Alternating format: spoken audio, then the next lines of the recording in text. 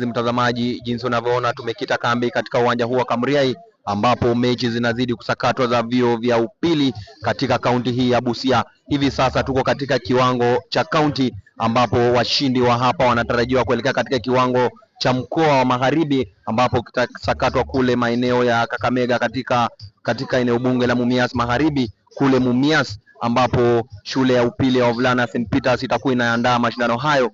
Kwa hivyo hii leo ikiwa ni siku ya pili ya mashindano haya, tunatarajia mashindano haya yataweza kutamatika hapo kesho, ambapo tutatarajia fainali babi kubwa kabisa ambazo zitakuwa zinagaragazwa katika uga huu. Na usikose kuungana nasi kwa maana tutakuwa tunakupeperushia matangazo haya kwa njia ya moja kwa moja. Nimekuja na kikosi kizima kabisa cha Ukame TV ambacho pia kimekita kambi maeneo haya, na tutazidi kuungana nao katika kila sekunde, kila dakika katika nyanja mbalimbali ili kuweza kufahamisha wewe mpenzi mtazamaji wetu ni nini kinachoendelea katika uga huu wa Kamuriai. Asante sana mwenzangu ukiwa studio.